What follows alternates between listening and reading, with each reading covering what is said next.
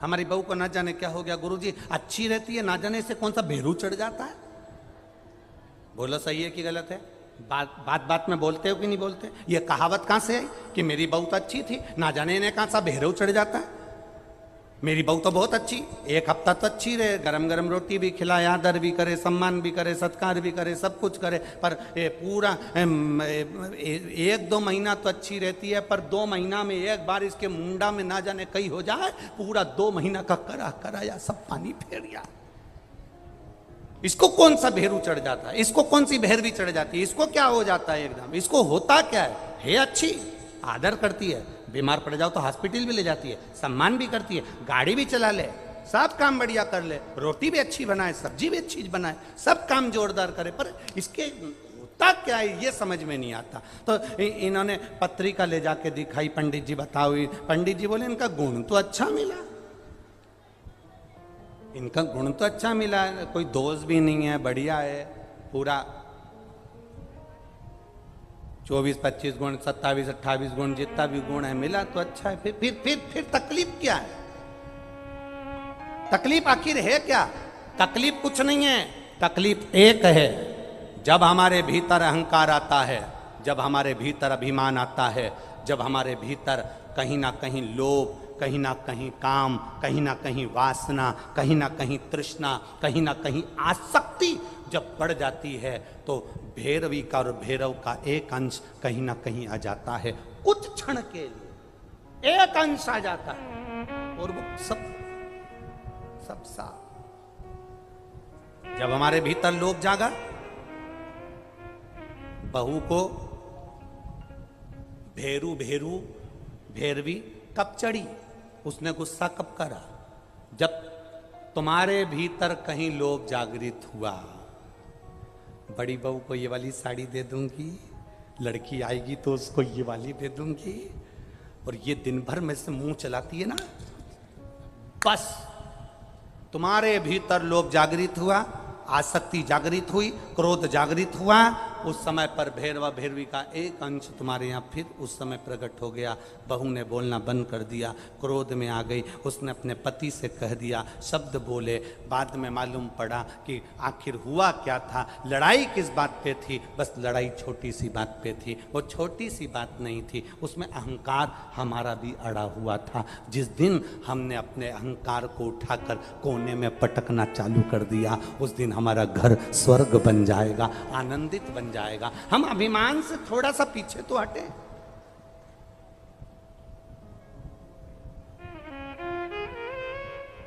सब चाहते हैं मेरी बहू आए तो अच्छी आए।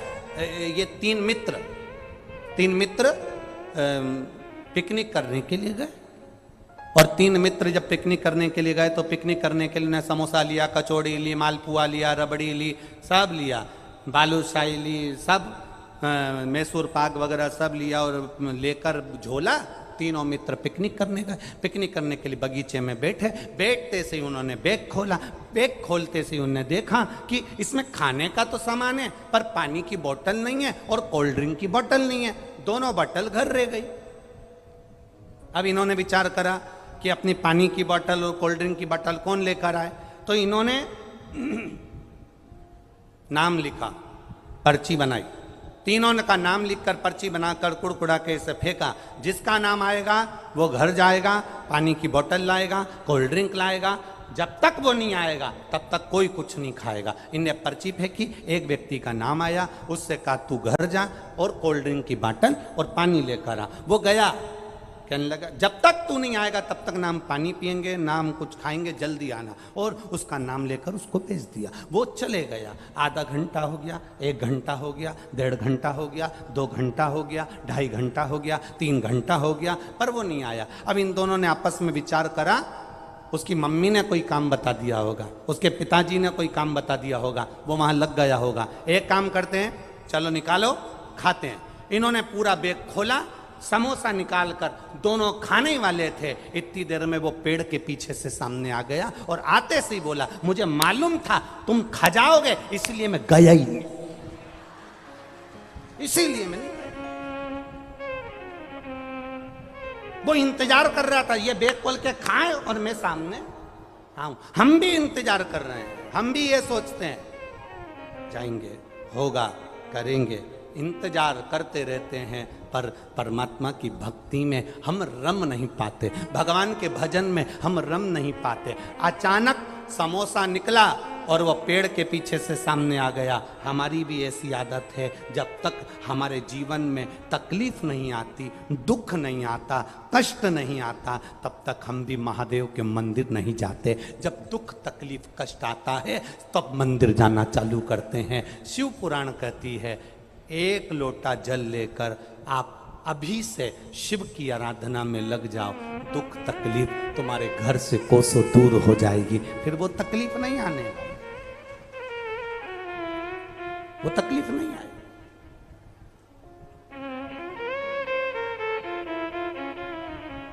खाली न जाता कोई दर से तुम्हारे, खाली न जाता कोई दर से तुम्हारे, मैं भी खड़ा हूँ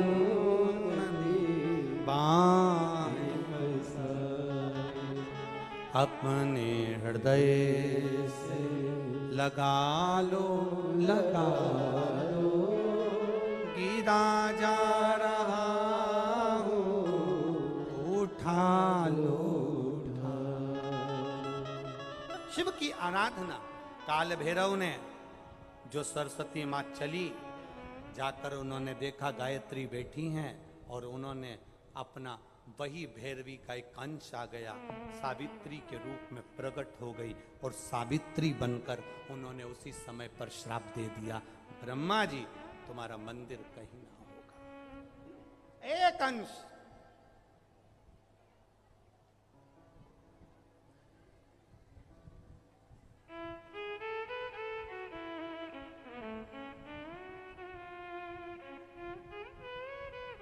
ब्रह्मा जी ने विचार करा,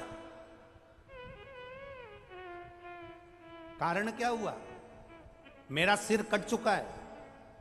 ब्रह्मा जी ने विचार करा, मेरा मस्तक कट चुका है, आखिर कारण क्या है जो मुझे श्राप लगा? वो मेरी पत्नी का, ये सरस्वती सावित्री बनकर मुझे श्राप दे दी। कारण क्या है? ब्रह्मा जी 1000 वर्ष तक तप साधना में डूबे, तब उनको ज्ञात पड़ा कि काल भैरव ने भैरवी का भाव मेरे प्रकट किया, मेरे अहंकार को तोड़ने के लिए। ब्रह्मा जी ने भैरव की परिक्रमा कर कर तब स्तुति की है। ब्रह्मा जी भैरव की परिक्रमा, हनुमान जी की परिक्रमा, भैरव की परिक्रमा, शंकर भगवान की परिक्रमा, शिव जी के जितने रुद्र अवतार हैं, शंकर भगवान के जितने अंश अवतार हैं, इन सब की परिक्रमा का भाव 3 परिक्रमा का। कितनी परिक्रमा? 3। काल भैरव, भैरव की परिक्रमा कितनी होती है? जम के बोलो, 3। हनुमान जी की परिक्रमा कितनी होती है? 3। शंकर के जितने अवतार, मेरे भोलेनाथ के जितने रुद्र अवतार हैं, मेरे शिव के जितने अवतार हैं, मेरे शंकर के जितने अंश अवतार हैं, उनकी सबकी परिक्रमा 3 है। सबकी परिक्रमा 3।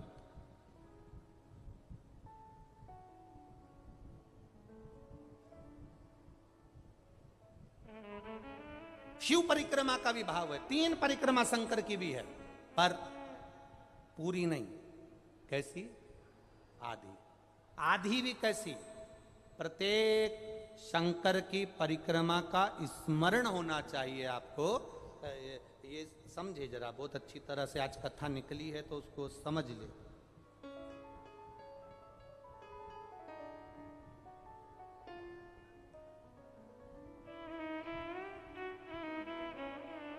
जैसे एक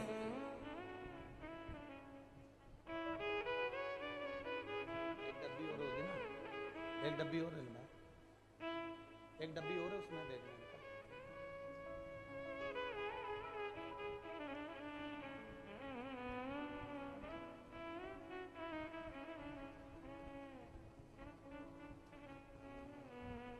जैसे ये शिवलिंग है, बहुत सावधानी से समझना, सावन का महीना है, बहुत प्रेम से समझिएगा।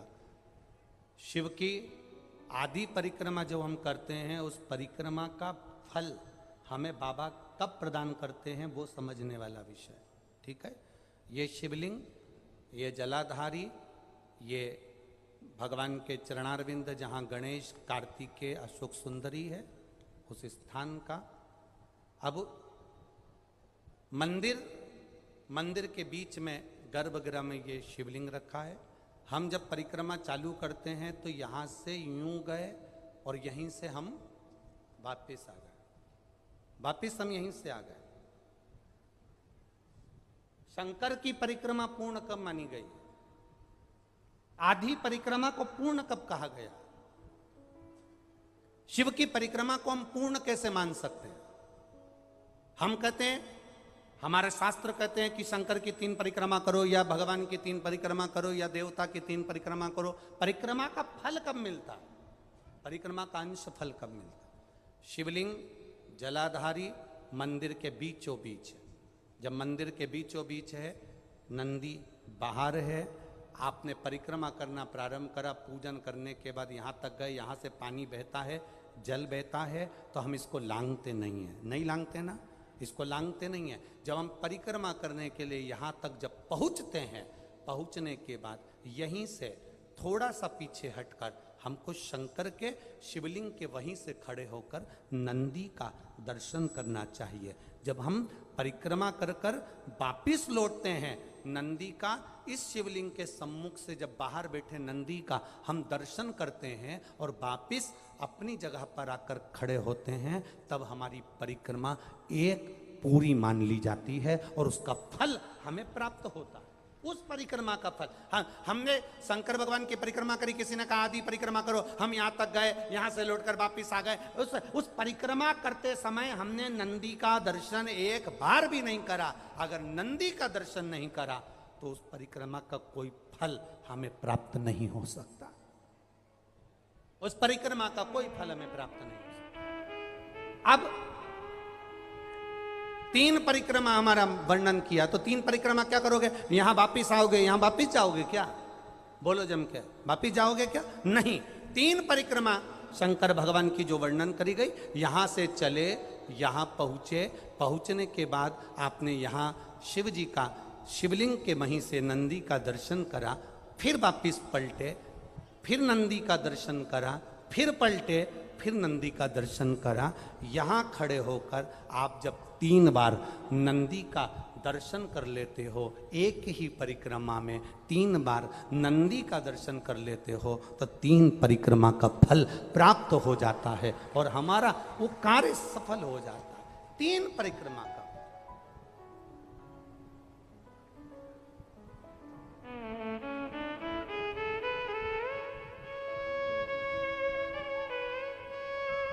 तीन परिक्रमा का फल हमें प्राप्त। शिव के जितने गण हैं, भगवान शंकर के जितने अंश अवतार हैं, रुद्र के जितने अंश अवतार हैं, भगवान शिव के जितने अंश अवतार हैं, उनकी परिक्रमा का क्रम,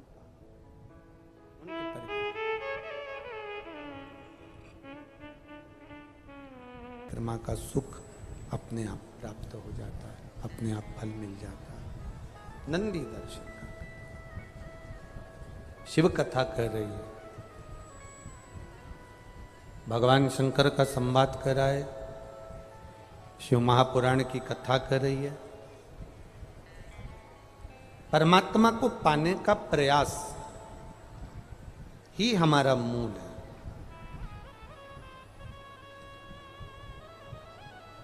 अब एक बहुत सुंदर बात शिव महापुराण में कही है, थोड़ा सा ध्यान देना। शिव को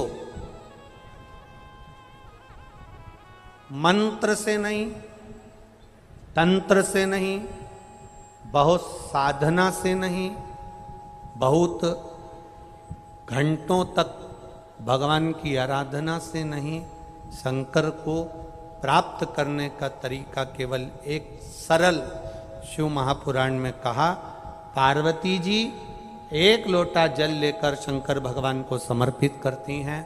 वो तरीका हमारे जीवन में उतारें। सारी समस्या का हल एक लोटा जल, शिव को समर्पित करना प्रारंभ करें। जब हम भगवान देवादिदेव महादेव को जल चढ़ाते हैं, जब हम भगवान शंकर को जल समर्पित करते हैं, जब हम भगवान शिव को जल समर्पित करने के लिए जाते हैं, तब उस जल के भाव में हम अपने हृदय के भावों को जोड़कर भगवान को समर्पित करते हैं। महाराज,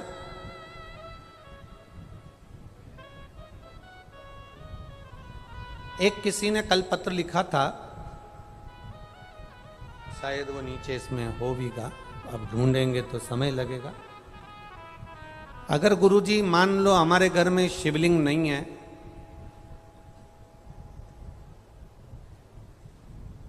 तो हम शंकर भगवान की आराधना कैसे करें? वैसे तो प्रयास करा करो कि शंकर भगवान का शिवलिंग आपके घर में जरूर हो। कारण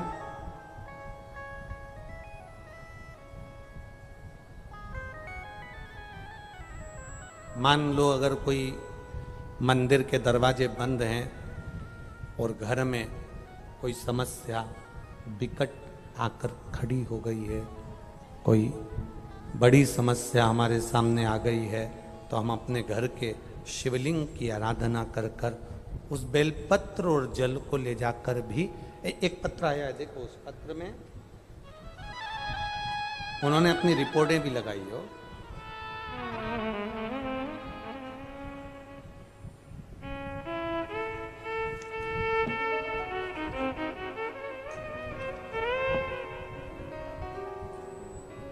मोहनलाल जी छिपा निवासी,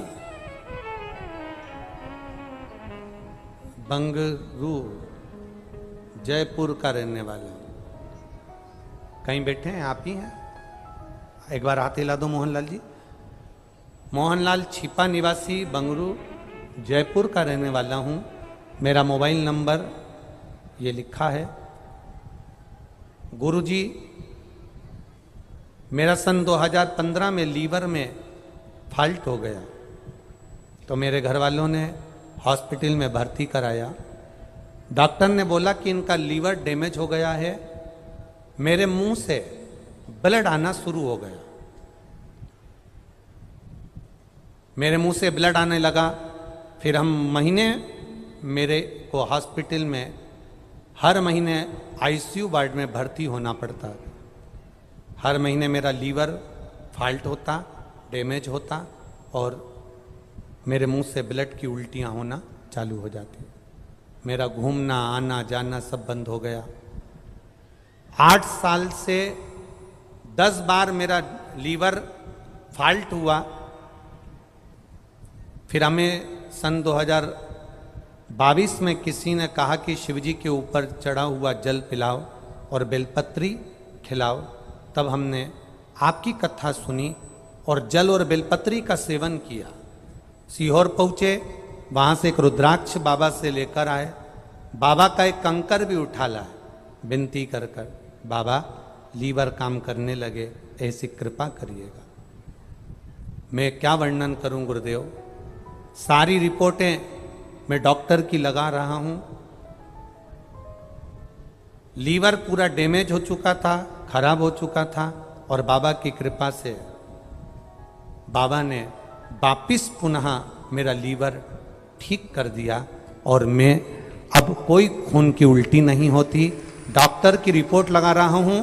डॉक्टर भी आश्चर्य में है कि लीवर जो फॉल्ट हो जाता था, जो बेकार हो चुका था, वो ठीक कैसे हो गया।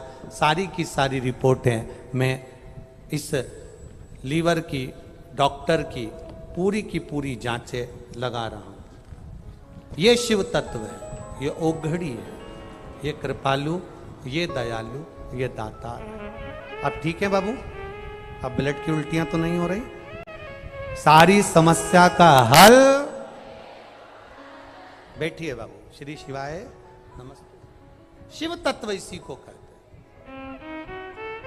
ओघड़ी इसी को कहते हैं। हमने आपको एक बात कही थी कथा में कि कथा सुनने नहीं आए हो, आप कथा को श्रवण करने नहीं आए हो, आप कथा में बैठकर बाबा की औषधि लेने के लिए आए हो। और ये औषधि अगर मिल गई तो हमारा जीवन सार्थक हो गया, हमारा जीवन धन्य हो गया। हमारे जीवन की सार्थकता ये शिव की औषधि है, शिव की औषधि।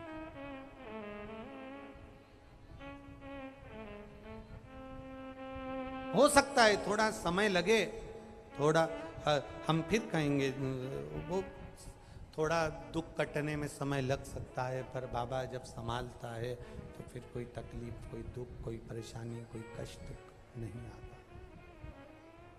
आप करो उसका गुणगान, आप करो उसका भजन, आप करो उसका कीर्तन, आप करो उसका मंत्र जाप, आप करो उसका नाम जाप, वो संभालेगा। एक शिव भक्ति का एक ललक अपने भीतर जागृत करिए।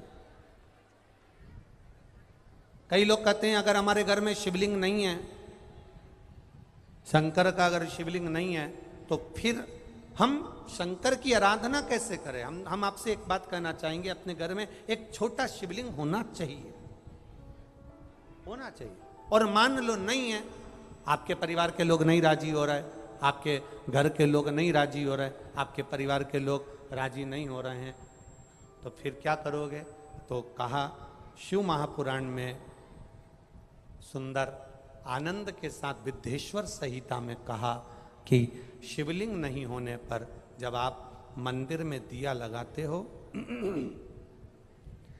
मंदिर में जब दीप लगाते हो, मंदिर में जब दिया जलाते हो, प्रज्वलित करते हो, मंदिर में जब दीप लगाओ तो दीप की जो ज्योति होती है वो भी शिवलिंग की आकृति की होती है। तब उस समय पर ज्योतिर्लिंग का स्मरण करो और अपना कार्य सफल करो। अगर शिवलिंग गला पकड़ रहा है, अगर शिवलिंग मान लो शंकर का शिवलिंग हमारे पास में नहीं है, शंकर का शिवलिंग हमारे पास में नहीं है, तो ज्योतिर्लिपि रिंग की भी आप आकृति कर बनाकर उसकी पूजन कर सकते हो। ज्योतिर्लिंग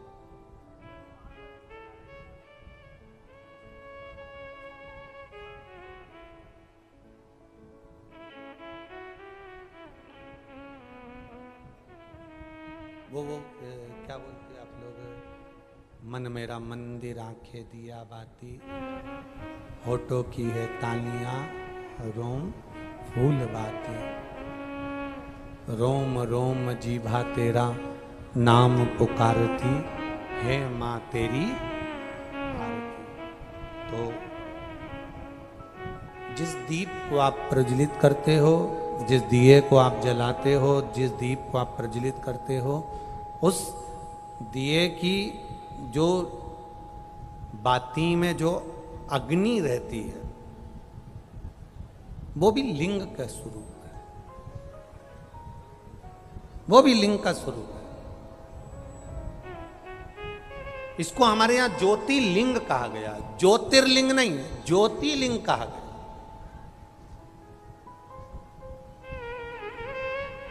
कि एक ज्योति में भगवान शंकर की आराधना करना,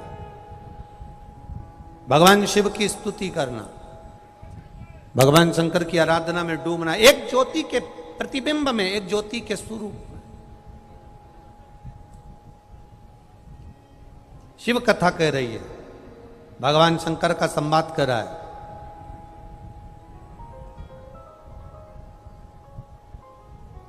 थोड़ा जीवन में अगर दुख आ रहा है, थोड़ी तकलीफें आ रही है, थोड़ा कष्ट आ रहा है, थोड़ी रोग आ रहे हैं, थोड़ी बीमारी आ रही है, थोड़ा कष्ट हमारे जीवन में अगर आ रहा है, तो हमें घबराना नहीं है।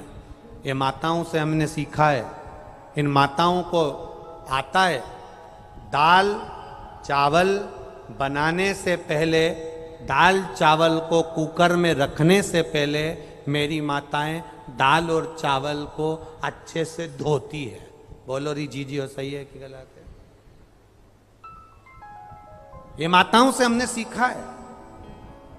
दाल चावल बनाना है, कुकर में रखना है। दाल चावल को बनाने के लिए हंडी में रखना है, कुकर में रखना है, तो पहले दाल चावल को अच्छे से, बोलो बोलो जम के बोलो, धोना पड़ेगा।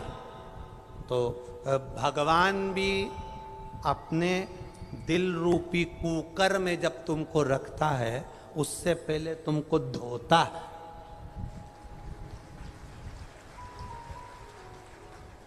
कुकर में ऐसे ही नहीं चढ़ा देता, कुकर में ऐसे ही नहीं रख देता। दाल चावल को अगर कुकर में रखते हैं तो पहले धोते हैं। परमात्मा भी जब हमको, मेरा देव अधिदेव महादेव जब हमको परखता है, ऐसा नहीं तकलीफें आती है, और जब पूरा परख लेता है। एक माँ ने अपने पत्र में लिखा कि मेरे पेट में एक गांठ हो गई और वो गांठ का मैंने ऑपरेशन करवा लिया और डॉक्टर ने कहा था ये कैंसर की गांठ है। उसने पत्र में लिखा कि ये कैंसर की गांठ है।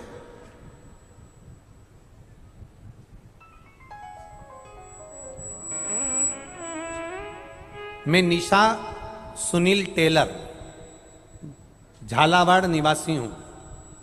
कहीं बैठी हैं? निशा सुनील टेलर, झालावाड़ निवासी। कहीं बैठी हो तो हाथ हिलाइएगा। निशा सुनील टेलर, झालावाड़ निवासी। कहीं बैठी हो तो अपने दोनों हाथ जरूर हिलाइएगा। मैं झालावाड़ निवासी हूं। पेट में दर्द होने लगा, डॉक्टर को दिखाया तो ओवरी में 10 सेंटीमीटर की गठान बताई। कई जगह बड़े बड़े डॉक्टरों ने बात बताया, सब ने कैंसर की गठान बता दी। मैंने महादेव की पूजन करना प्रारंभ करा, शिवजी पे 1 लोटा जल चढ़ाना प्रारंभ करा, बाबा देव अधिदेव महादेव से विनती करना प्रारंभ करा, और आखिरी में डॉक्टर नहीं माने कि ऑपरेशन तो करना ही पड़ेगा। तब ऑपरेशन करवाया, शिवजी के भरोसे करवाया। ऑपरेशन में जो गठान निकली वो मुंबई गई चेकअप के लिए। तब वहाँ से खबर आई कि आपकी जो गांठ है वो कैंसर की नहीं है, साधारण गांठ थी। बाबा ने कृपा करी, कैंसर नहीं निकला। जब सिस्टर ने मेरे गांठ निकालने के बाद ऑपरेशन किया, जो ऑपरेशन किया उस पर जब पट्टी लगाई और रोज पट्टी को जब वो हटाती थी तो बाबा की कृपा का मैं क्या वर्णन करूं गुरुदेव।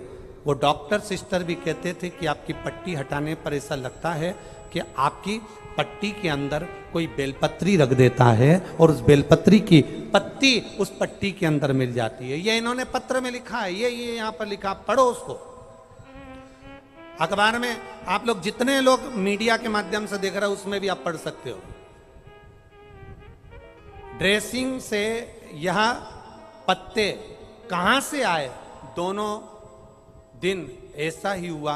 वह पत्ते और कुछ नहीं थे, ड्रेसिंग में जो पत्ते थे वो बेलपत्र के पत्ते थे। ये बेलपत्र के पत्ते, डॉक्टर भी आश्चर्य कर रहा है कि ड्रेसिंग में कहां से आ सकते।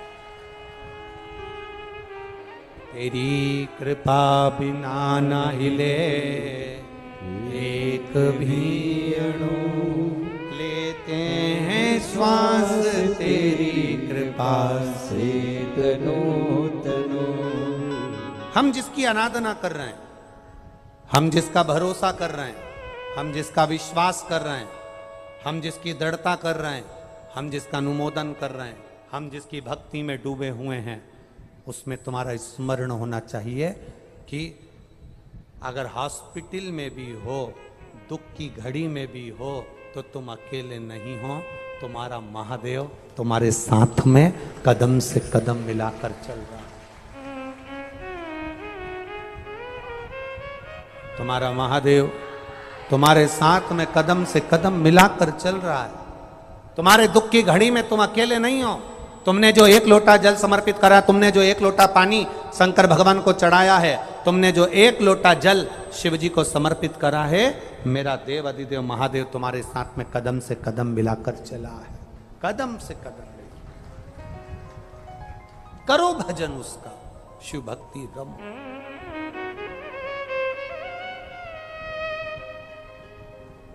एक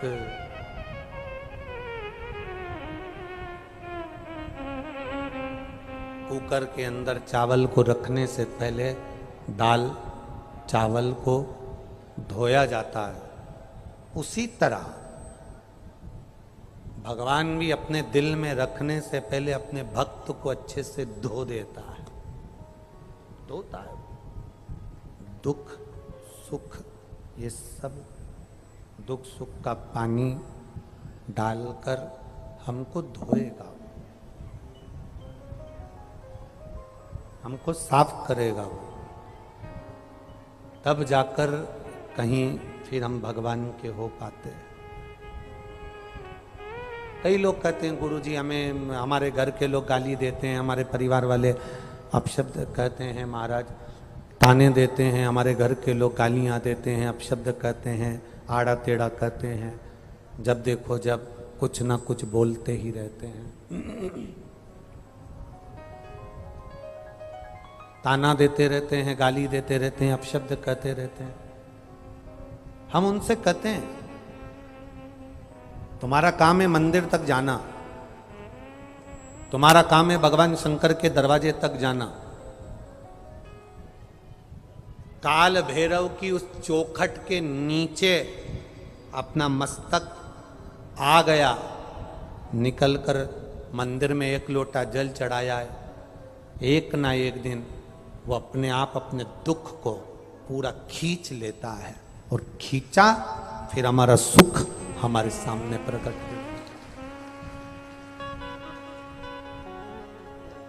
अच्छा, कई लोग कहते हैं गुरुजी मंदिर जाने से ऐसे कैसे दुख कट जाता है, शंकर भगवान को एक लोटा जल चढ़ाने से कैसे दुख कट जाता है, एक बेलपत्र खाने से कैसे दुख कट जाता है।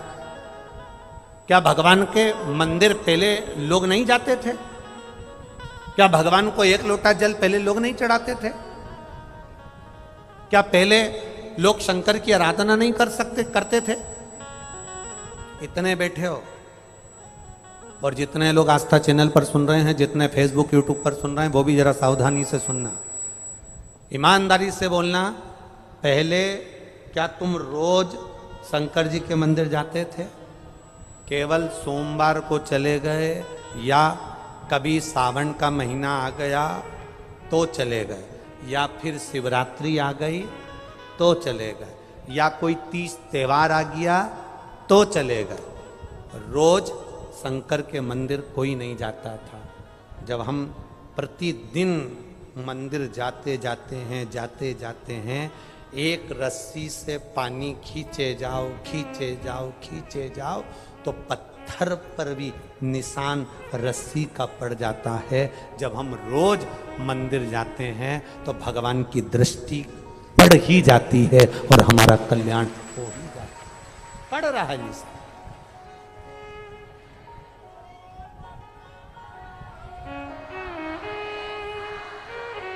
निशान पड़ेगा वो, आप जाओ उसके चौखट पर। दुनिया के लोग गाली देंगे, दुनिया के लोग अपशब्द कहेंगे, दुनिया के लोग ताने देंगे, दुनिया के लोग आड़ा टेढ़ा बोलेंगे, बोलने दो।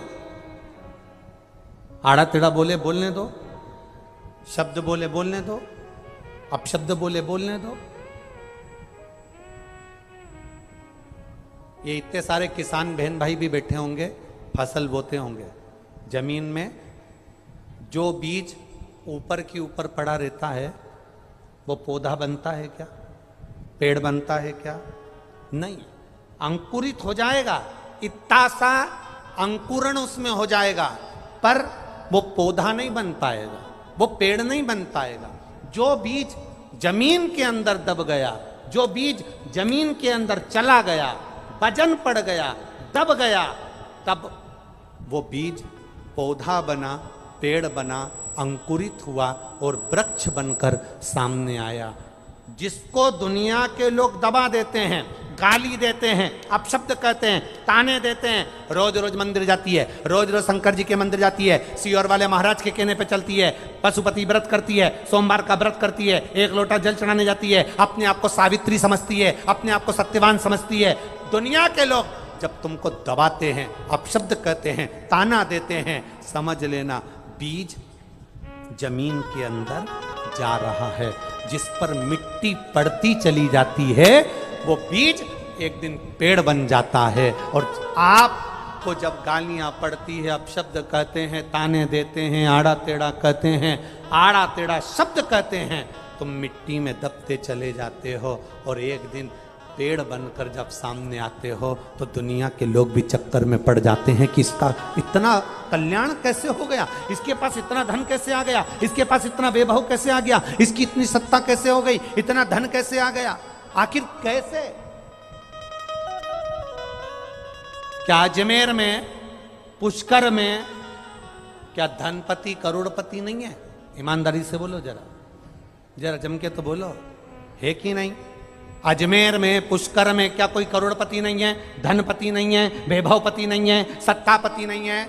कई होटलों के मालिक होंगे, कई गाड़ियों के मालिक होंगे, कई सामग्री के मालिक होंगे, ढेरों की संपदा, ढेरों का धन, ढेरों का वैभव होगा, पर क्या सभी के भाग्य में शिव महापुराण की कथा लिखी है? नहीं, ये खंडेलवाल परिवार के भाग्य में थी, हो गई।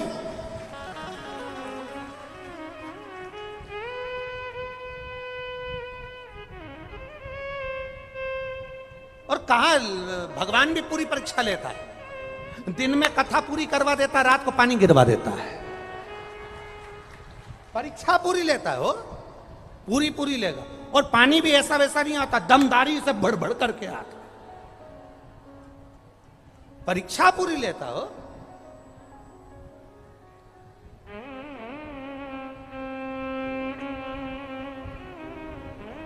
ये जो खंडेलवाल जी और उनकी धर्मपत्नी, ये बुजुर्ग जो बैठे हैं ना दोनों कुर्सी पे, ये एक कथा इन दोनों के दिल से इन्होंने, दुनिया के लोग कोई शादी की सालगिरह मनाए, कोई किटी पार्टी मनाए, तो इनने बस एक नियम लिया कि छोराओं, जिंदगी में एक शिव पुराण की कथा करा के मेरा जिंदगी सवार। तो बहुत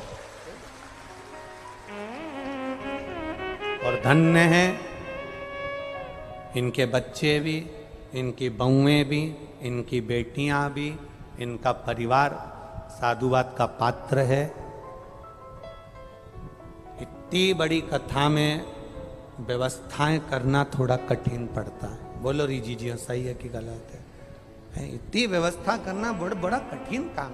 कथा छोटी वोटी होए तो व्यवस्था करने में आ जाए, पर इनका ठिकाना ही नहीं। कल वो विधायक जी कह रहे थे कि यहाँ से लेके अजमेर तक की जो ऊपर की पूरी रोड है, पूरी चक्का जाम है, कोई ना इधर से हिले ना उधर से हिले, बड़ी धीरे धीरे गाड़ियाँ चल के अजमेर तक जाती। और अजमेर से माताएं भी इतनी समझदार हो गई, गुरुजी 1 बजे की कथा है तो सुबेरे से अपना टिफिन गाड़ी में ही, उसको मालूम है चक्का जाम होगा, वहीं निपटा लेंगे, अपना क्या जाए, ट्रैफिक में जहां फंसे डब्बा खोलो, खाओ, गाड़ी में बैठो, 1 बजे के पहले तो कथा में पहुंच जाएंगे। पूरी व्यवस्था से आती है, पूरी व्यवस्था।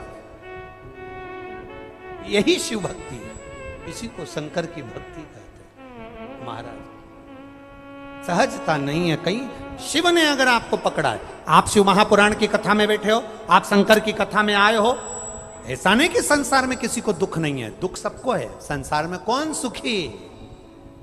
कोई तन दुखी, कोई मन दुखी, कोई धन बिन रहत उदास, तुलसी या संसार में सुखी राम का दास। संसार में ऐसा कोई नहीं जो दुखी ना हो। किसी का घोड़ा दुख है, किसी की कमर दुख है, किसी का पाँव दुख है, किसी का हाथ दुख है, किसी को कोई टेंशन है, कोई के यहाँ पैसा नहीं, कोई के यहाँ कुछ नहीं, कोई के यहाँ कुछ नहीं, कोई दुखी सब है।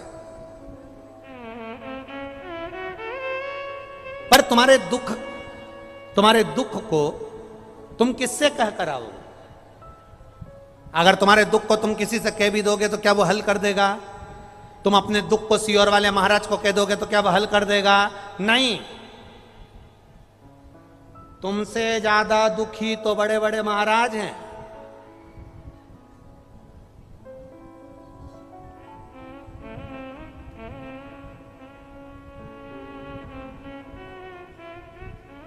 तुमसे ज्यादा दुखी है।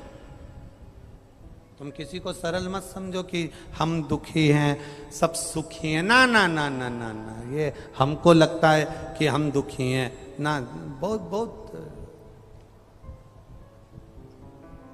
बस कोई कोई होता है जो जले पर नमक डाल देता है, और कोई कोई होता है जो नमक ना डालकर जले पर मलहम लगा देता है। जैसे एक पति भोजन करने बैठा और उसने भोजन किया तो पत्नी से कहा, तुमने सब्जी में नमक नहीं डाला? पत्नी ने कहा, आज मैंने सब्जी में नमक नहीं डाला। क्यों नहीं डाला? सब्जी जल गई थी। तो सब्जी जल गई थी तो नमक क्यों नहीं डाला? मेरी मम्मी कहती है जले पे नमक नहीं छिड़कते, इसलिए मैंने नहीं डाला।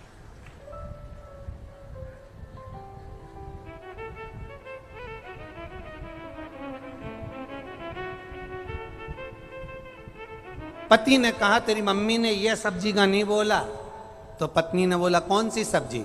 पति बोला, ये तेरे सामने जो बैंगन खड़ा है ना, इस सब्जी का बोला है कि इसके ऊपर कभी नमक मत छिड़कना, और तू मेरे ऊपर रोज नमक छिड़कती है। तुम्हारी मम्मी ने ये कर दिया, तुम्हारे पापा ने ये कर दिया, तुम्हारे भाई ने ये कर दिया। ये इस नमक की बात तेरी मम्मी ने करी थी, ये जली सब्जी की बात नहीं करी थी।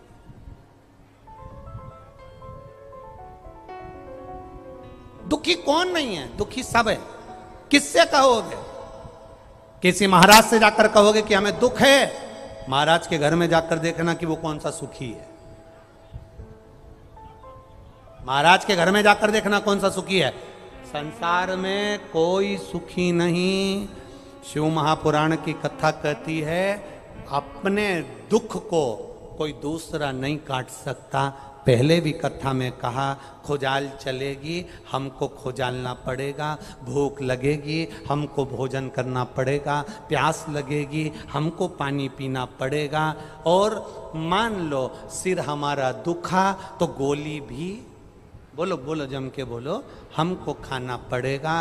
अगर पेट दुखा तो दवाई भी हमको खाना पड़ेगी। अगर छींक आई हमको तो छींकना भी, बोलो बोलो बोलो, हमको पड़ेगा। खांसी आई हमको नहीं, पड़ोसन से कह दो, अब तुम मत खासो, पड़ोसन से कहा खास, और मुंह बंद करके बैठ जाओ। अब तुम्हारी खांसी तुम नहीं खासोगे क्या? अब तुमको आ रही छी,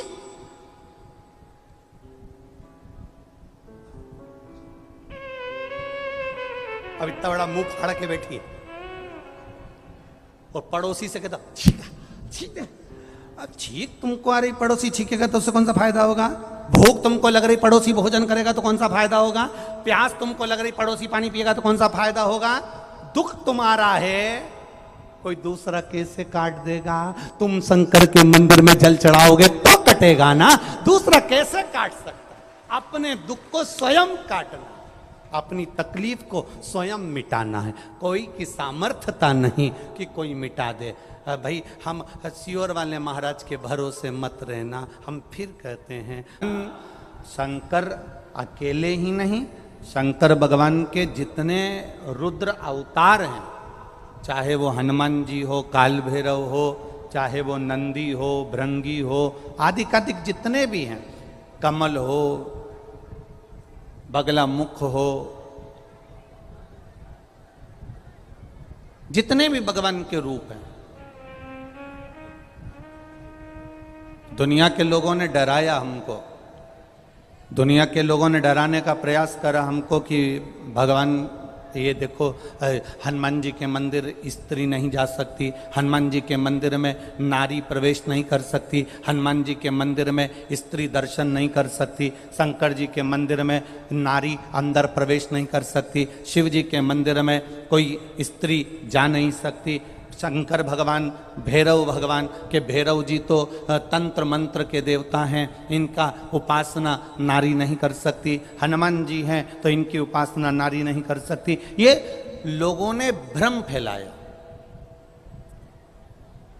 ये जो था, ये हमारे सनातन धर्म के जितने विरोधी होते हैं,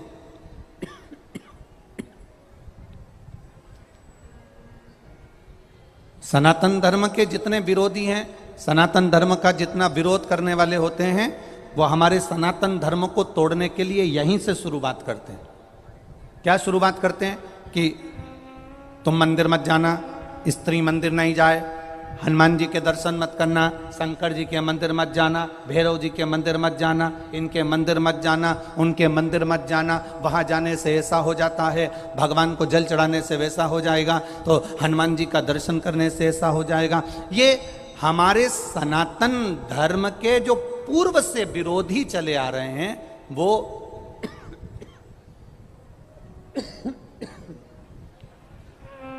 सनातन धर्म के जो पूर्व से विरोधी चले आ रहे हैं, ये डीले कम करो बाबू। सनातन धर्म के जो पूर्व से विरोधी चले आ रहे हैं, सनातन धर्म के जो विरोध करने वाले आए हैं, वो हमको भगवान से दूर करने का प्रयास करते रहे। कैसे भी हम परमात्मा से दूर हो जाएं,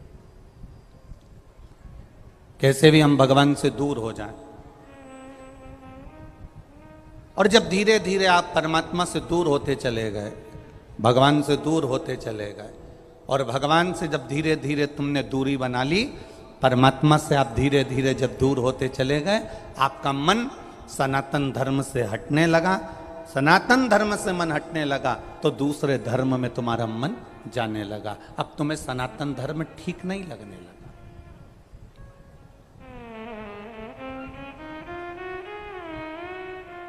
अब एक नया विरोध चालू हो गया,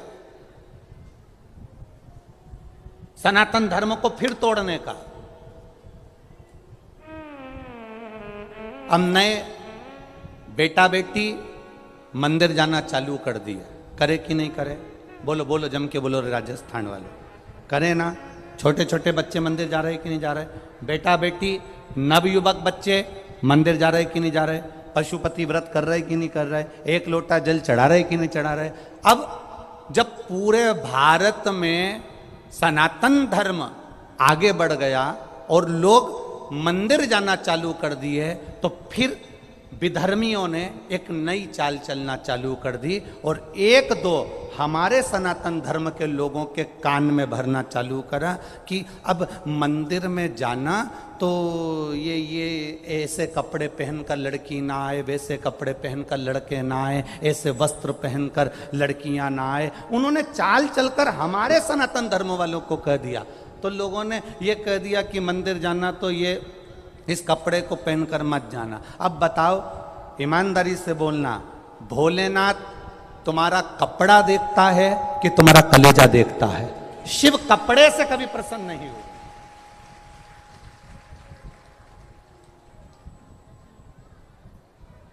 अब फिर भी धर्मियों ने चाल चली कि कैसे भी नवयुवक लोगों को मंदिर जाने से रोकना है, तो एक काम करो, ऐसा कह दो कि मंदिर में प्रवेश करना तो ये वस्त्र पहनकर प्रवेश मत करना, तो जिससे नवयुवक बेटा बेटी मंदिर जाना धीरे धीरे कम कर देंगे।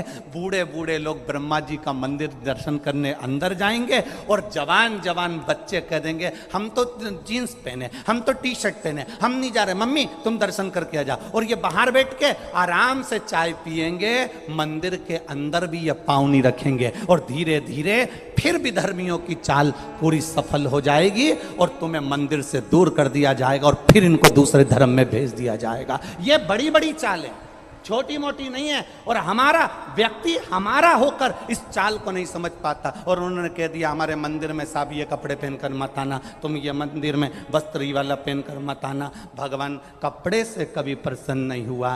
कपड़े तो रावण ने भी बदले थे, बोलो सही है कि गलत है? संत का चोला पहन लिया था रावण ने, उस संत के चोले को इतना बदनाम कर दिया, इतना बदनाम कर दिया कि कुंभ के मेले में आज सबसे पहले संत के चोले को ही पानी में धोया जाता है, उसके बाद भी साफ नहीं हो पाता है। वस्त्र से कभी परमात्मा प्रसन्न नहीं होता, कपड़े से कभी भगवान प्रसन्न नहीं होता। अगर मेरा भगवान, मेरा भोलेनाथ प्रसन्न होता है तो निर्मल मन सो मोहि पावा, मोहि छल छिद्र कपट ना भावा। ये आपके नूतन हृदय से परमात्मा की प्रसन्नता है।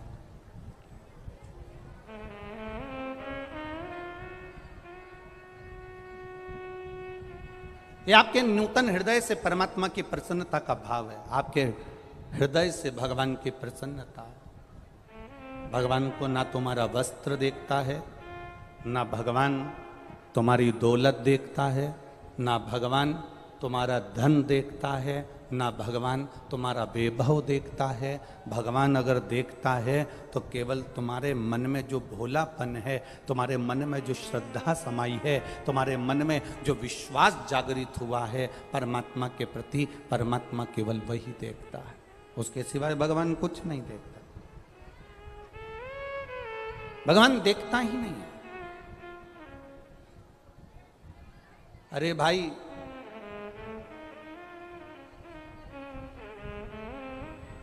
एक से बढ़कर एक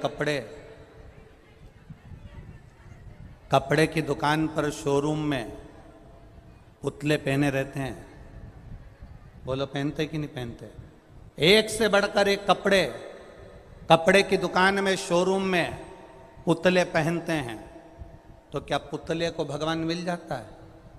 अगर कपड़े बदलने से परमात्मा मिलता होता तो शोरूम में जो पुतले होते हैं उनके रोज कपड़े बदले जाते हैं तो भगवान उनको मिल जाता। पर कपड़े बदलने से नहीं, भगवान तुम्हारा भजन करने से तुम्हारे सम्मुख में आकर प्रकट हो जाता है, तुम्हारे सामने आ जाता है। उसको कपड़े से मतलब नहीं रहता। भगवान को पाने का तरीका ढूंढो।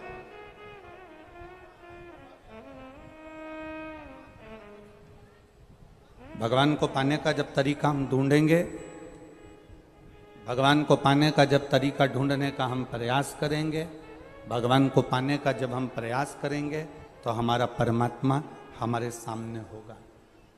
किसी वस्तु को पाने का प्रयास करा, वस्तु मिल जाती है। गाड़ी को लाने का प्रयास करा, लोन ले लूं, मकान बनाने का प्रयास करा, लोन ले लूं, मकान बेच दूं, ये कर दूं, वो कर दूं। हम जिसको पाने का प्रयास करते हैं, उसको पाने के लिए उस वस्तु की चाह हमारे भीतर बढ़ जाती है और हम उसे पाने का प्रयास करते हैं। ऐसा प्रयास हमारे जीवन में हमें परमात्मा को पाने के लिए करना है कि कैसे हम हमारे भगवान को हमारा अपना बना सकें, कैसे मैं शंकर की हो जाऊं और शंकर मेरा हो जाए। ऐसा कोई प्रयास हमारी जिंदगी में करा जाए कि हमारा दुख कट जाए। भोला आता है आप लोगों को? ये प्रार्थना है। जब भी कथा के पंडाल में बैठो या भोलेनाथ जी के मंदिर में दर्शन करने जाओ या शिवालय का दर्शन करने जाओ तो मुख से बोलना चाहिए। एक बार सब माताएं प्रेम से बोलो और जितने भाई बैठे हैं वो भी बोलो, भोला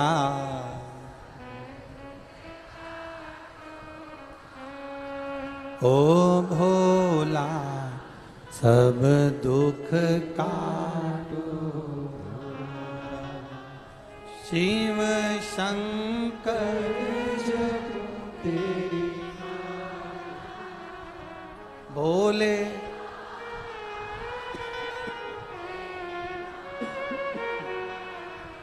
भोला सब दुख काटो, ओ भोला सब दुख काटो। ये शिव की प्रार्थना, शंकर भगवान को निवेदन, शंकर का अनुमोदन, शिव भक्ति, शंकर भगवान से प्रार्थना, अपने हृदय से शिव से कहना, अपने मन से भगवान शंकर का गुणगान कर। एक पत्र आया है, देखिए।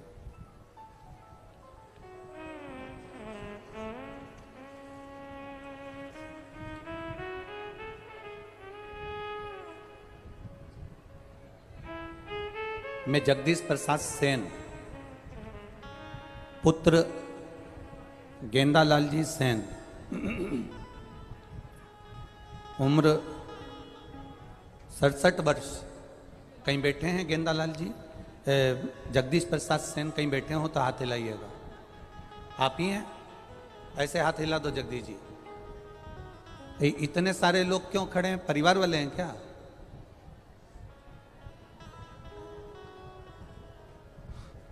एलईडी नहीं आ रही है। जगदीश जी सेन कौन है? आप ही हैं? अच्छा अच्छा, ऐसे हाथ हिला दो। हाँ, ऐसे हाथ हिला। एक बार वापिस हाथ हिला दीजिए। एलईडी नहीं चल रही है क्या उधर?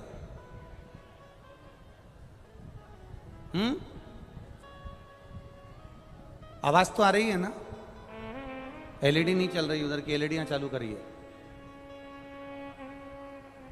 मैं जगदीश प्रसाद सेन। जगदीश जी हाथ हिलाइए एक बार वापिस। पुत्र गेंदालाल सेन, उम्र 67 वर्ष, निवासी परवतसर, जिला नागौर, राजस्थान का निवासी हूं। 7 वर्ष से मानसिक रूप से परेशान था। 7 साल से घर के अंदर बंद रहता था, कभी 7 वर्ष में बाहर नहीं निकला। मेरा धंधे में मन नहीं लगता, कार्य में मन नहीं लगता। गुरुदेव, परिवार वालों ने पहली बार मुझे शिव महापुराण की कथा सुनाई और भगवान की महिमा का मैं क्या वर्णन करूं। जिस जिस चीज का टेंशन था, केवल टीवी के सामने कथा सुनकर बाबा से प्रार्थना करता था और बाबा मुझे सुन लेता था। 7 वर्ष के बाद बाबा ने मुझे, अपनी घर से ही मैं निकलता नहीं था, 7 साल के बाद पहली बार मुझे बाबा ने बाहर निकाला। मैं बाबा को धन्यवाद देने के लिए आया। मानसिक टेंशन, पारिवारिक टेंशन, ये जीवन में परेशानियां चलती रही, पर बाबा ने सब परेशानियां दूर करी। जगदीश प्रसाद सेन, निवासी ग्राम परवतसर, जिला नागौर, राजस्थान का निवासी। बैठिए, आप ठीक हैं? श्री शिवाय नमस्तु। एक पत्र और बड़ा सुंदर आया है, देखिए।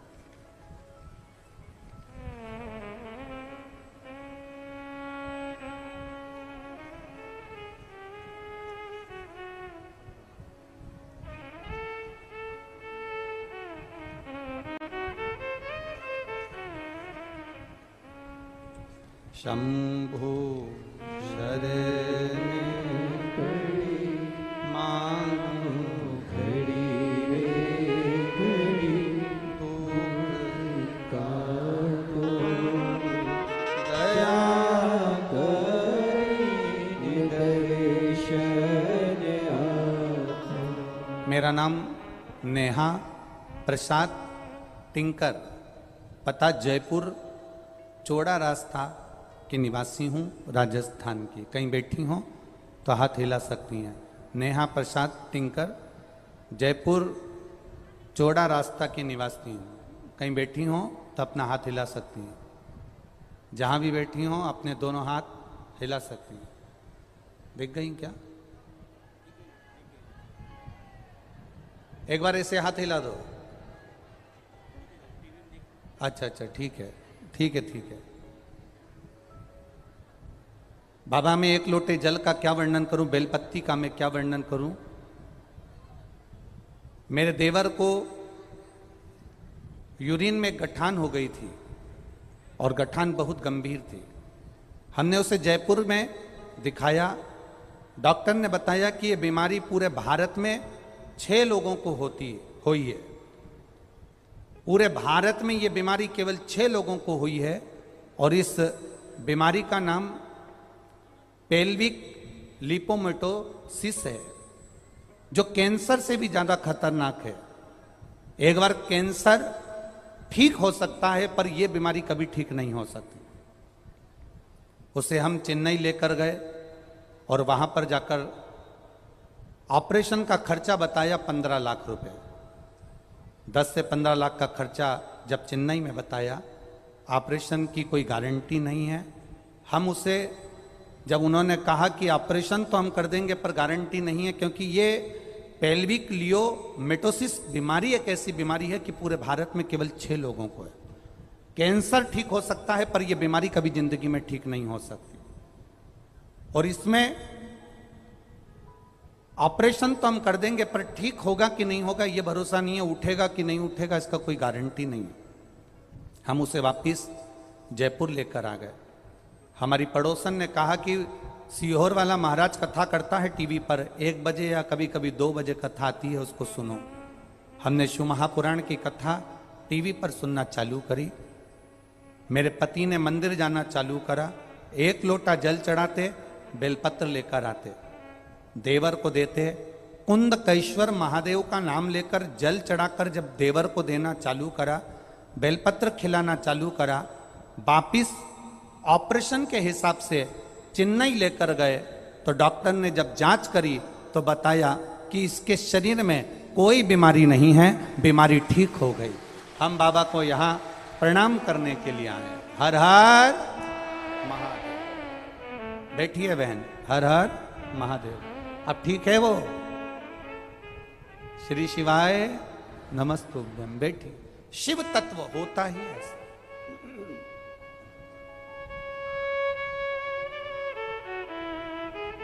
यहाँ इतने लोग बैठे हैं, आप लोगों से हमारा कोई बार बार मिलना नहीं हुआ। ये पत्र आप लोग जो भेज देते हैं उसको हम पढ़ लेते हैं, उसमें आप अपना अनुभव हमको लिख कर भेज देते हैं। हमारा और आपका मिलना नहीं हुआ, हमारा और आपका कोई मिलना हुआ नहीं। पर आप लोगों ने जो टीवी चैनल के माध्यम से, आप लोगों ने जो भगवान की अविरल भक्ति, जो शिव को साक्षी मानकर करी है, उस अविरल भक्ति का फल खाली नहीं जाता, मिलता जरूर है।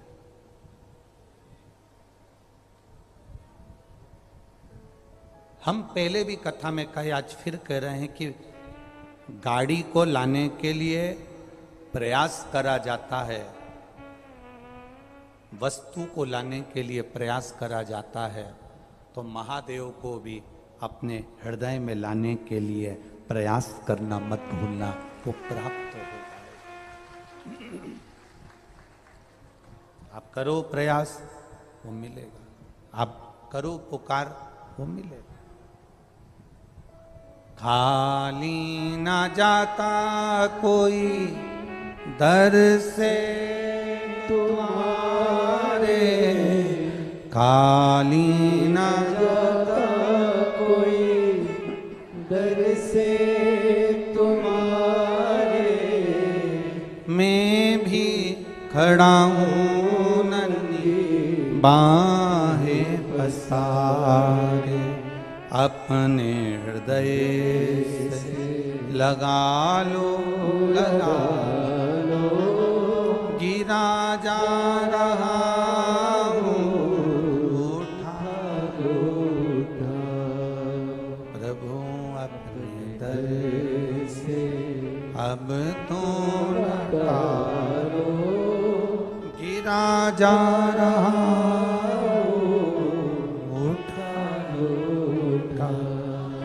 भगवान से। आप जो दिल से कहें वो दिल से सुनता है। ब्रह्मा जी का सिर कट गया था, काल भैरव को भगवान शंकर ने प्रकट कर दिया था, और काल भैरव ने जाकर ब्रह्मा जी को अपने हाथ की उंगली का नख तोड़कर उनका शीश काट दिया था। काल भैरव, जब काल भैरव ने शीश काट दिया, शीश कट गया,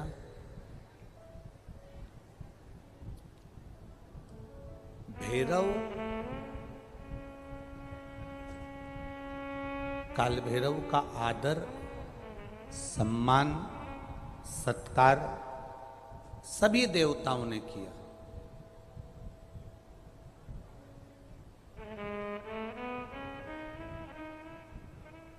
भैरव क्षेत्र का देवता होता है।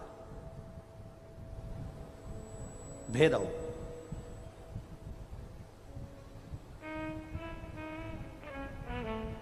64 तरह के भैरव होते हैं।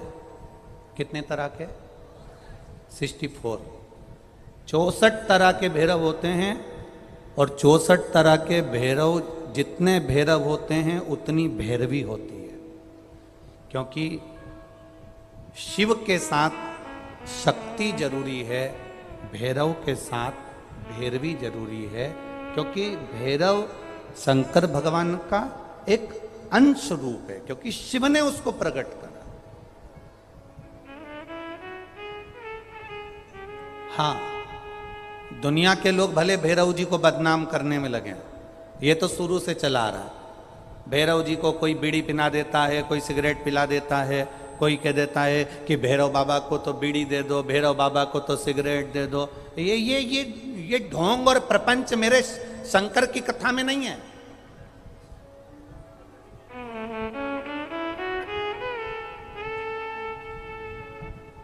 शिव का एक अंश है भैरव। काल भैरव जो प्रकट हुआ वो शंकर भगवान का एक अंश है।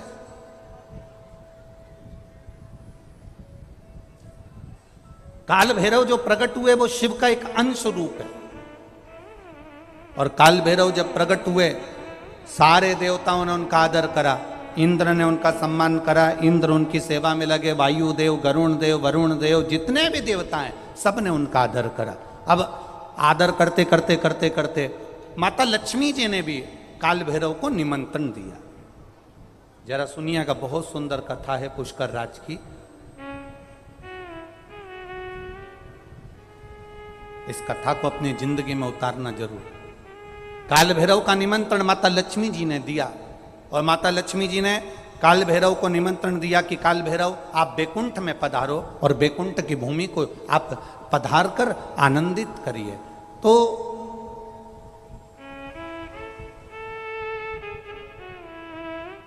काल भैरव का काम क्या है?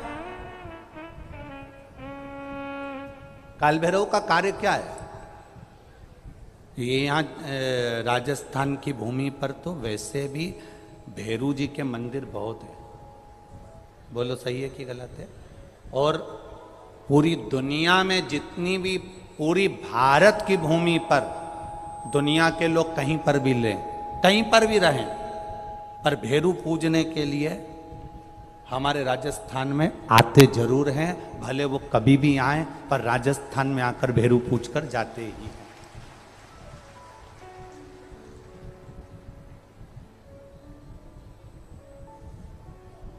भैरव का काम क्या है? शंकर भगवान ने क्या केवल एक ब्रह्मा जी का सिर काटने के लिए काल भैरव को प्रकट करा?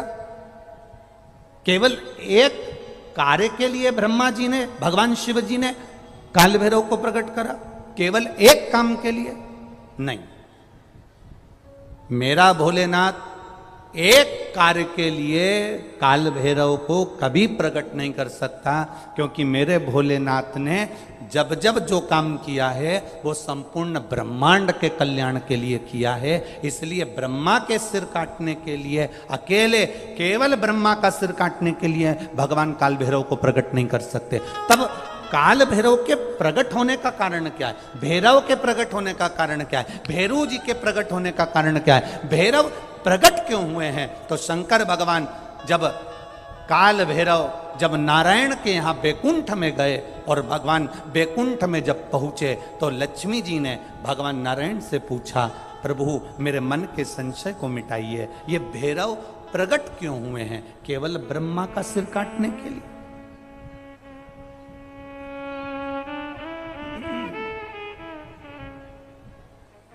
क्या ये ब्रह्मा जी का सिर काटने के लिए प्रकट हुए? आखिर भैरव प्रकट क्यों हुए? केवल एक ब्रह्मा का सिर काटने के लिए? भगवान विष्णु ने कहा नहीं, केवल ब्रह्मा का सिर काटने के लिए काल भैरव नहीं प्रकटे। लक्ष्मी सुनो, आज मैं तुम्हें सुनाता हूं काल भैरव भगवान शंकर ने क्यों प्रकट करा। उसका कारण केवल एक है। जब देव अधिदेव महादेव अपने नेत्र बंद कर कर बैठ जाते हैं और समाधि में लीन हो जाते हैं, साधना में लीन हो जाते हैं, तब काल भैरव का दायित्व बढ़ जाता है। भैरव का दायित्व बढ़ जाता है। और भैरव का क्या दायित्व बढ़ता है?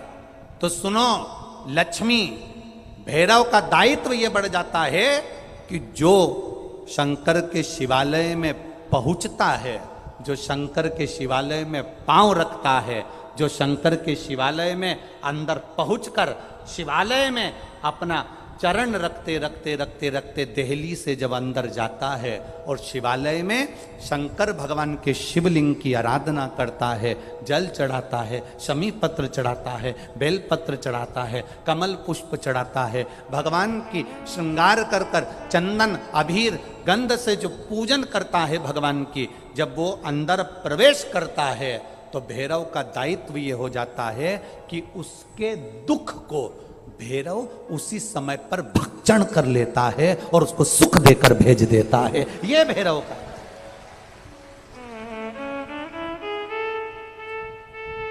ये दुनिया के जितने लोग जहां जहां रह रहे हो,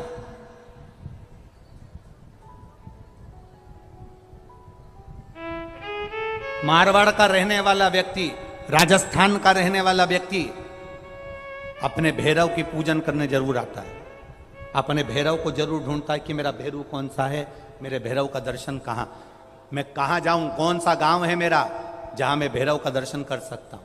कारण क्या होता है? कारण क्या है? लक्ष्मी। तो लक्ष्मी जी के मन में एक प्रश्न खड़ा हो गया, शिव जी के मंदिर में तो कहीं भैरव का दर्शन ही नहीं होता, आपके यहां पर शंकर जी के मंदिर हैं, आपको भैरव का दर्शन हुआ है कहीं? शिव जी के मंदिर में भैरव का दर्शन होता ही नहीं है, तो फिर शंकर भगवान के मंदिर में जब भैरव का दर्शन नहीं होता, शंकर भगवान के मंदिर में जब भैरव दिखता नहीं है, तो हमारे दुख का भक्षण, हमारे दुख को कैसे वो खा जाता है, हमारे दुख को कैसे वो समाप्त कर देता है। फिर वो भैरव हमें दिखता तो है ही नहीं, आखिर फिर वो भैरव गया कहां, वो भैरव किस जगह पर है? भगवान नारायण ने लक्ष्मी से कहा, सुनो लक्ष्मी, भगवान शंकर के दरवाजे के दो द्वारपाल हैं, मणिभद्र वीरभद्र। दरवाजे के, भगवान शंकर के दरवाजे के दो द्वारपाल। और सुनो लक्ष्मी, वो दो द्वारपाल भगवान शंकर के दरवाजे के हैं। भैरव को शंकर भगवान ने अपनी ऊपर की चौखट का मध्य भाग काल भैरव को दिया है। जिस समय भक्त भगवान को एक लोटा जल चढ़ाने के लिए मंदिर में गर्भगृह में प्रवेश करता है, जिस समय एक लोटा जल चढ़ाने के लिए भक्त शंकर का, ओघड़ी का भक्त जब मंदिर के अंदर शिवालय में प्रवेश करता है, तो वो चौखट की जो छाया होती है वो भक्त के सिर पर पड़ती है। जब वो जल लेकर अंदर प्रवेश करता है, उसके जीवन में जो दुख होता है वो काल भैरव ऊपर की ऊपर खींच लेता है और उसको भक्ष कर जाता है। ये भैरव का तत्व है।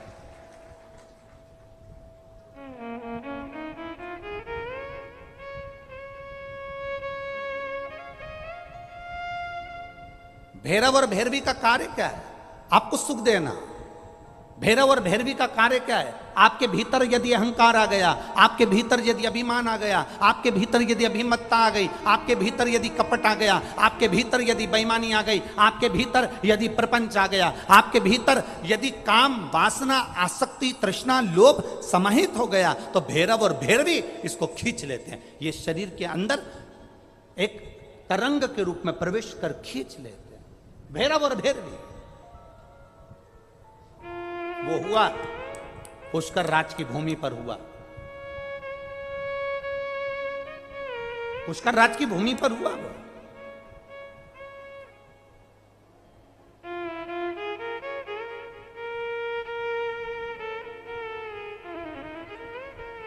नारायण ने भैरव जी का सम्मान करा, आदर करा, सत्कार करा। लक्ष्मी जी ने भैरव जी को भोजन कराया, सुंदर पकवान बनाकर खिलाया।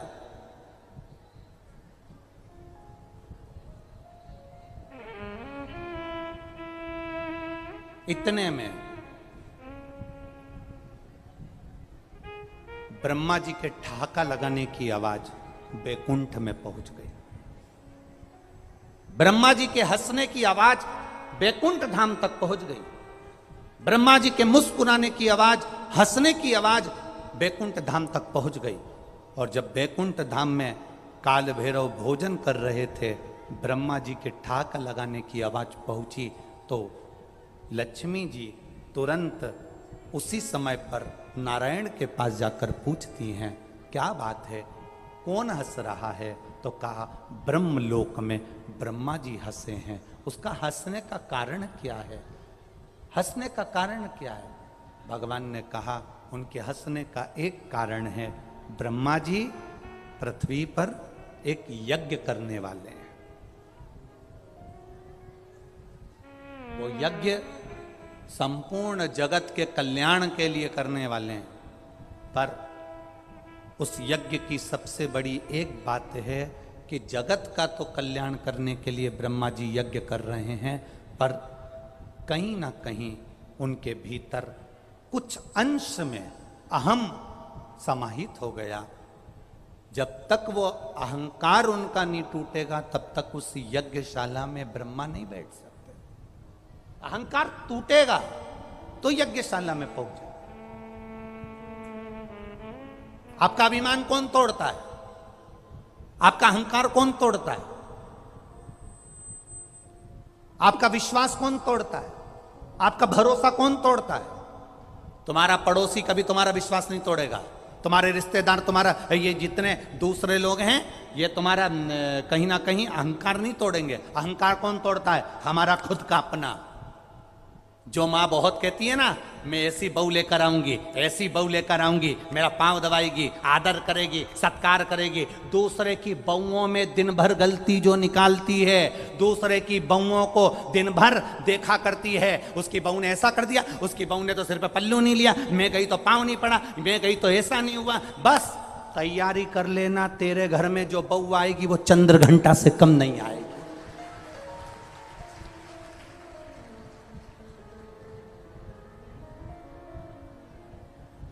जो बहुत वो हमारे मालवा की भाषा में कह देना, जीजी ए राजस्थान वाली जीजी, हमारे उधर की भाषा में कह दें तो कहते हैं, जो बहुत लंबी नाक लगाए ना। बस समझ गई ना तुम लोग? समझ तो गई ना? बस जो बहुत लंबी नाक लगाए ना, उसकी बहू तो ऐसी, मेरी बहन की बहू आई ऐसी आई, मेरे मामा के छोरे की बहू आई ऐसी आई। मैं तो बहू लाऊंगी तो ऐसी लाऊंगी, मैं बहू लाऊंगी तो मुझे तो रत्ती भर नहीं सुआ है, ऐसी बहू मुझे आएगी ना तो मेरी तो बिल्कुल नहीं बनेगी। और मालूम पड़े उससे 4 गुना जोरदार आई। और शादी के 2 महीना नहीं हुए और मायके में जाकर बैठी, अब ये इतनी बोलती थी, अब ये चुप। अब क्या बोले तो बोले क्या?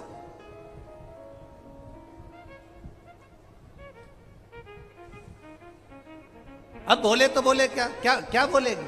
तो कोई दूसरा तुम्हारा विश्वास नहीं तोड़ता, कोई दूसरा तुम्हारा अहंकार नहीं तोड़ता, कोई दूसरा तुम्हारा अभिमान नहीं तोड़ता। तोड़ने वाले अपने होते हैं। जो कहती है मेरा बेटा, मेरा बेटा, मेरा बेटा, मेरा बेटा, मेरा बेटा, एक दिन वही बेटा सामने खड़े होकर कह देता है, तुमने मेरे लिए करा क्या? अहंकार टूट गया, अभिमान टूट गया, अपने भीतर का हम टूट गया।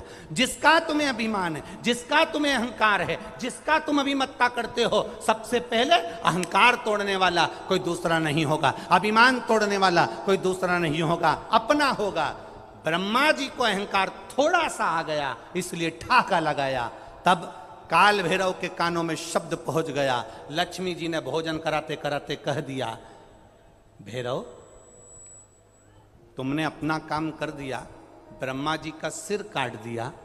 अब क्या ब्रह्मा के भीतर जो छोटा सा अभिमान भरा पड़ा है, जनमानस का कल्याण करने जा रहे हैं, पर भीतर से यह अहंकार आ गया कि मुझे संपूर्ण ब्रह्मांड में, संपूर्ण देवताओं में यह दिखाना है कि मैं कर सकता हूं। अब यह अभिमान सामने आ गया, इसका अभिमान कौन तोड़ेगा? तो इतने में काल भैरव ने कहा, माँ आप चिंता मत करो, इसका अभिमान तोड़ने के लिए अपना ही कोई व्यक्ति होगा जो अभिमान तोड़ेगा।